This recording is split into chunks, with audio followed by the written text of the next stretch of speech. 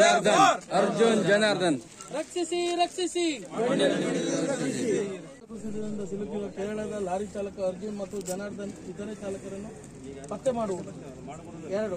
ಬಳಲೆಯಲ್ಲಿ ಹೆದ್ದಾರಿಯ 2 ಅಂಚಿನ ಕಳೆದ 6-7 ದಿನಗಳಿಂದ ನಿಲ್ಲಿಸಿದ್ದ ಲಾರಿ, ಕಂಟೈನರ್, ಇತರ ವಾಹನಗಳ ಚಾಲಕರುಗಳಿಗೆ ಊಟೋಪಹಾರ, ಶುದ್ಧ ಕುಡಿಯುವ ನೀರು, ಔಷಧಿ ಮುಂತಾದ ಅತ್ಯಗತ್ಯ ಮೂಲಭೂತ ಸೌಲಭ್ಯಗಳನ್ನು ಒದಗಿಸಿಕೊಡಲು ಜಿಲ್ಲಾಡಳಿತ ಅಥವಾ IRB ಕಂಪನಿಯ ಕೂಡಲೇ ಕ್ರಮ ವಹಿಸಬೇಕು.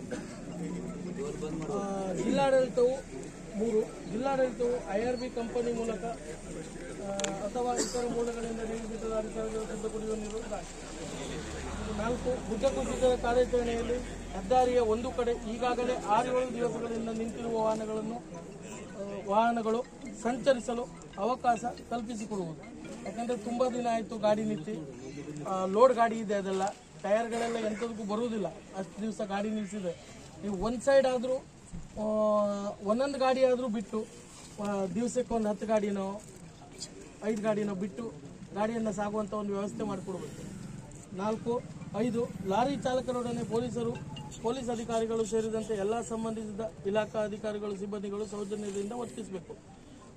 ಇನ್ನೊಂದು ಬೇಡಿಕೆ ಅಂದರೆ 6ನೇದು ರಸ್ತೆ ಸಂಚಾರ ಸುಗಮವಾಗುವ ತನಕ ಟೋಲ್ಗಳನ್ನು ಬಂದ್ ಮಾಡುವಂತೆ ನೋಡಿಕೊಳ್ಳಬೇಕು. ಯಾಕೆಂತ ಹೇಳಿದ್ರೆ ಈಗ ಟ್ರಕ್ಗಳೆಲ್ಲ ಓಡಾಡ್ತಾ ಇಲ್ಲ, ಎಲ್ಲ ಗಾಡಿ.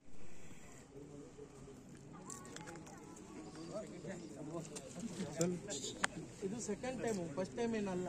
ಯಾಕೆಂದ್ರೆ ಲಾಸ್ಟ್ ಟೈಮ್ ನಮ್ದು ದಿವ್ಗಿಯಲ್ಲಿ ಆಗಿತ್ತು, ದುಂಡ್ಕುಳಿಯಲ್ಲಿ. ಈಗ ಆಲ್ರೆಡಿ ಮನೆಯಲ್ಲಿ ಸಾಲ ಮಕ್ಕಳೆಲ್ಲ ಸತ್ತಿದ್ದಾರೆ.